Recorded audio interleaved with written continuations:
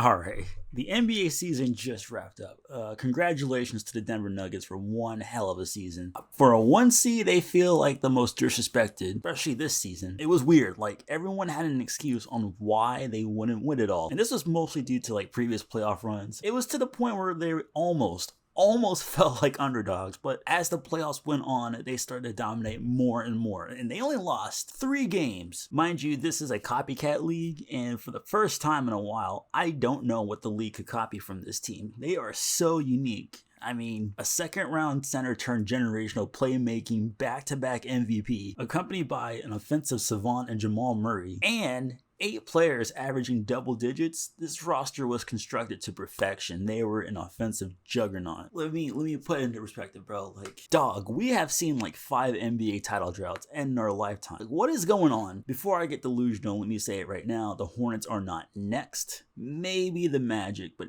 not Charlotte. No. Oh, Charlotte. Oh. Let's talk about the Hornets, shall we? I tried talking about them after every game this season, but life got in the way and I couldn't keep up. But next season, I will make a better effort, I promise. I asked before this season began, what is this Hornets team? With the flurry of chaos that happened in the offseason, the league and these fans were about to see what this team was, all right? This is a diagnosis here. Well, let me tell you something. This team is 2 years away from being 2 years away. And before I go on, let me say something. I never understood all these basketball purists coming out the woodwork saying they hope a team like Charlotte that's quote-unquote intentionally tanking doesn't deserve to get Wemby or the first overall pick. Listen, let me make something very clear. Charlotte was never once planning to intentionally tank. It's just been a Murphy's Law stretch of luck since July. The Hornets are an absolute dumpster fire, top to bottom. It's not just the injuries or the Bridges situation. It's literally every single thing that happened in that building since the play-in game last year. Now, you can make excuses for things in a vacuum. You can justify any loss on injuries. You can blame Hayward's injury, the weirdness on that, on his wife always complaining. You can blame the lack of offseason moves on Bridges' incident, but collectively, there's one common denominator. Thinking caps on, go deeper. When you don't pay market rate for coaches or training staff and facilities that are laughable, just laughable compared to other teams, that's not the GM's fault or the coach's fault. Some responsibility is on the players, but in a nutshell, in a vacuum, there's one common denominator. Penny pinching has just been a consistent trait since thinking back to the Bobcat days. Even the marketing sucks now. Listen, go on, if you ever get the chance, go on the Hornets IG right now, or any social media for that matter. All right? Go on there. And keep in mind, we are a billion-dollar corporation just putting out content like this. I could do marketing for a living if it meant I had to make this image in 2 minutes. 2 minutes! It's literally everything about this team, this franchise. So now that I got that stupid rant out the way, let's talk about this season. Let me start with the best things for this team. Some positives to me, with number 1 being our coach, Steve Clifford. Steve Clifford has done a great job with this team. It's not the team he thought he'd be coaching. Like, he was just hired in the middle of a fucking dumpster fire. But this team's fight, and particularly like late in the season, like late in a disappointing season, and improvement on defense, it's a direct reflection on him. We were talking after the All-Star break how mature Melo was starting to come across. Even with his post-game interviews, not sure what happened during the All-Star break, but he played and he spoke like a true leader. Honestly, his defense looked pretty damn good too, for him at least, all right? I'm not saying he is, a defensive team contender. He has improved on defense for him. With Steve Clifford, you watch a progression of his post-game interviews from the beginning of the season to the end. He has been preaching defense all season. The GM and Terry Rozier wanted accountability last year. Well, they got it this year from Clifford. They got it from him. Against the Grizzlies in November, he said, we had some guys that put very little into this game, and that's not okay. By March, the top 5 defenses since the trade deadline. Number 1, Milwaukee Bucks, 108.7 points allowed per game. Number 2, the Lakers at 109.5. And at number 3, we have the Charlotte Hornets at 109.8. Mind you, they didn't make any big moves besides giving up Jaden McDaniels. That's about it. That's about it. In Clifford, he adopted an offensive team that just was lacking defense for the past 3 years, 2 years. And These guys he tore them a new one against the Pistons. Coach Clifford wants to coach adults, not a peach jam roster. Remember in December, the loss to the Pistons? He tore them a new one. And it's what we all wanted to hear. It was a breath of fresh air. I have to ask questions. Until we care about something besides how many points we score, we're not going to win much. Can't play like that. I mean, we scored. Our offense was good. That's 5 out of the last 7 games. We've been pretty good on offense. We are playing no defense, not one guy. There's not a bright spot. We don't run back on defense. We don't guard the ball. Our pick and roll stuff, all stuff that was good. I think we were as high as like 12th or 13th in defense about 10 games ago. And we're right back to where we started, ground zero, where all we want to be is let's try to outscore the other teams. Doesn't work in the NBA unless you're, well, actually it never works, okay? So what I just told them, this is either you build a game that will actually work at the end of the year when you play the important games, or you don't. That's it. That's what the NBA is all about, okay? It's not that we don't have the talent to do it. All we care about is scoring. That's it. And if you're going to try to play like that, you better have like 5 all-stars. We don't have that kind of talent. So it's not something that will work. We're either going to decide to get back to playing with a defensive effort. It's not that we're not trying to win. It's we go about it all wrong, okay? I mean, watch team after team, right? There's always a team every year that they get there, and what happens? They get drilled because they don't have a game. They don't have the right kind of game. You can't just outscore people in the NBA. You can't. And you can't decide that you're not going to do the things that take effort, like rebounding or getting loose balls or putting your body in front of the ball. You can't. It just doesn't work that way. And that's what we're trying to do right now. All right? Our driving defense was awful in October. Clifford was saying, all we do is foul. Every time someone's driving in. Every time. I'm pounding the table on this. The opposite team drove into the paint. The options were pray to God he would miss the layup or just foul. And that was our defense in the beginning of the season. After this season, I don't have that concern anymore, to be honest, all right? The foundation has been laid. The defense identity has been laid out, and we've been missing that. Another positive for this year, Mark Williams, without a doubt. Oh my God. This man had 5 G League assignments in the season alone. Before breaking out, Mark Williams has notched his 11th double-double on the season to close it out. That's the most by any Charlotte rookie since Raymond Felton, since 2006. He became the 4th rookie in franchise history to grab at least 20 rebounds in a game. You know who else is in that company? Larry Johnson, Alonzo Mourning. I understand the Durant trade on draft night. It was bad because of the return. I am well aware of that. But Mark Williams has a good chance of being the better big. I'll talk more about him later in my draft video, along with other rookies and prospects on the team. Be lookout for that. I'll be going over all the prospects who are on their first contract, rookies, and how this season went and what their future looks like, along with who I think will draft first round and second round, and what moves we could be making. That's right. We have the 2nd overall pick. Good Lord. Yeah, that video is I'm gonna have a meltdown. This has been a year. What a year. So let's go on to the bad things. The bad things that just happened to us this year. Number 1, injury management.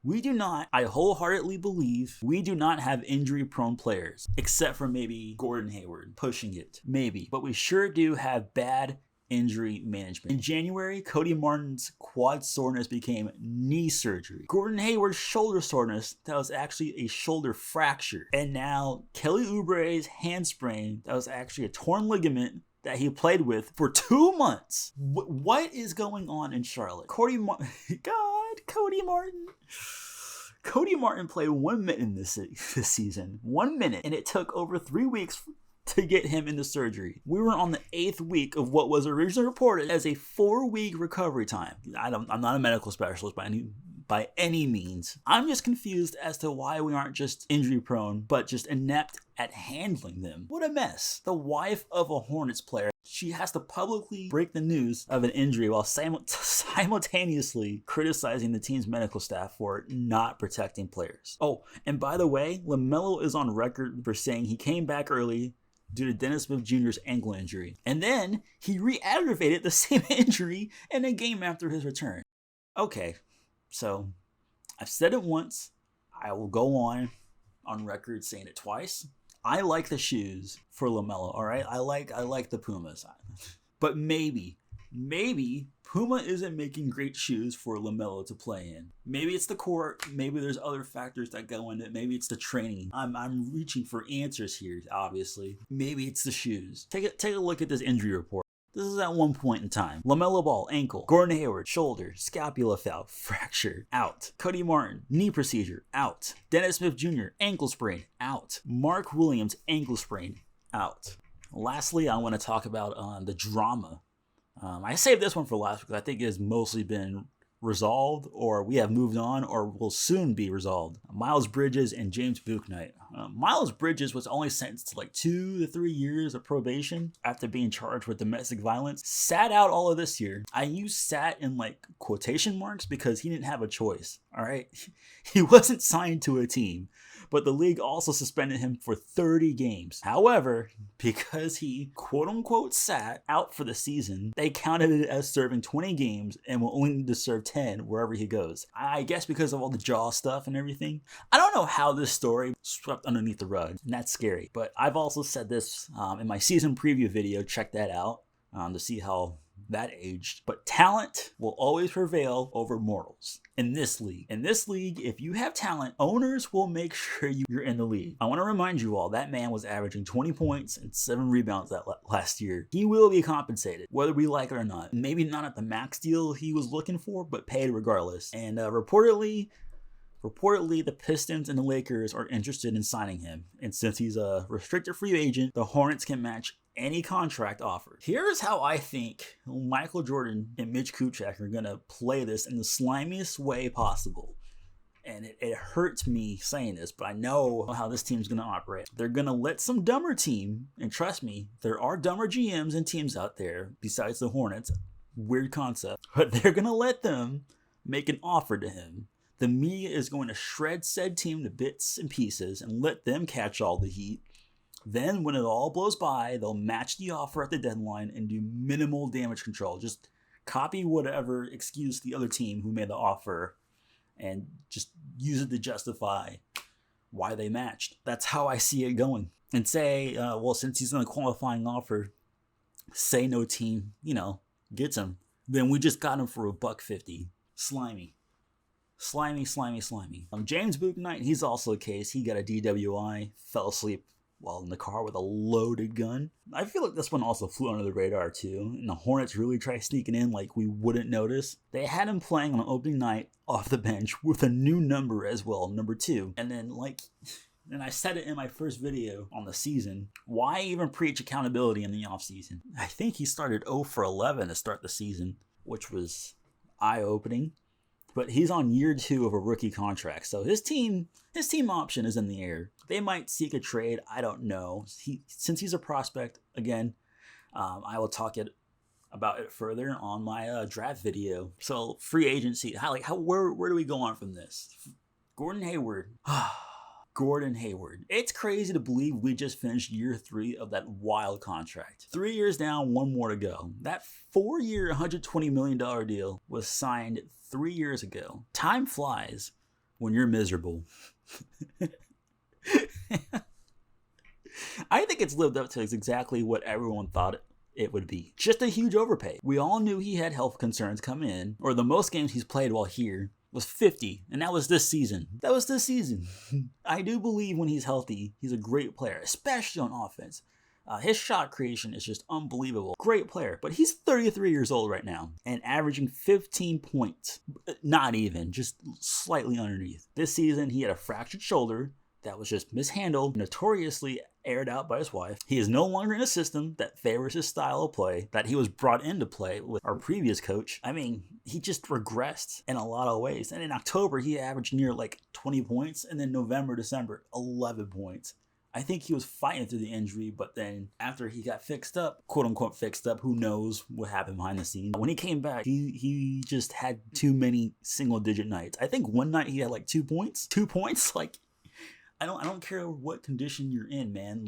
Give me some. You're a starter in the NBA making. I don't want to throw money in his face. I don't blame anyone for signing the contract, but you're a starter and you only put up 2 points. Insert that Stephen A. Smith rant. You are absolutely pathetic. 1 of 10 from the field. In 32 minutes, all you could score was 1 basket. You got to really look yourself in the mirror and work on your game, young man. I don't think Steve Clifford can just use a guy like him, especially on defense, where he prefers more favorable matchups at the on the wing or at the 4. This contract, it's nowhere near as bad as Nick Batum or Chandler Parsons, but oh well. We're about to be in the last year of the deal. At best, I mean, at the very best, how I see this playing out, very unlikely we trade him to a team for a pick or 2, a contending team maybe. But what will most likely happen is that we'll let the contract play out. I hope that's how we do it. Or we prolong the inevitable and buy him out and let him go to a contender for cheap. Let him be dead cap and count against us for 3 more years. Other free agency news to think about: Kelly Oubre, Dennis Smith Jr., and PJ Washington. This one's going to hurt different. PJ's a restricted free agent. Kelly Oubre and Dennis Smith Jr., yeah, their contracts is up, man. It's crazy to think about. They stepped up in a big way when this team was just depleted. At the beginning of the year, Dennis was just holding it down and becoming a defensive anchor for the team. And he was creating a lot of shots. He was stepping up. A comparison I don't want to use, but I can't help but using, was he was our Jalen Brunson. Just unexpected, unsung hero. But then he went down with injuries, and so did Kelly Oubre. He also stepped up. He was averaging like 22 points at one point. Like, was not expecting that from him ever. And it's crazy to think he signed 2 years ago as well. I thought he had a longer deal. His free agency just caught me off by surprise. But yeah, both of their contracts are up this year. I would like to see both of them back in some way next year. Add in more prospects. I think we need more veteran presence, especially in that locker room, because I think Coach Clifford needs an extension of his voice. The message is getting through, but it took way too long for them to come through. They responded. After a bad game, they would respond, but it would only hold up for like 2 or 3 games. And you just can't do that in the NBA. Coach Clifford can't be the one to just keep calling them out over and over and over in the media. And you got to be able to sustain that. But it's crazy to think that their time here ends this way with this season. I hope they're back next year. But yeah, like I said, draft video coming up. I have several other videos coming up as well. Be on the lookout for that. Make sure you like and subscribe.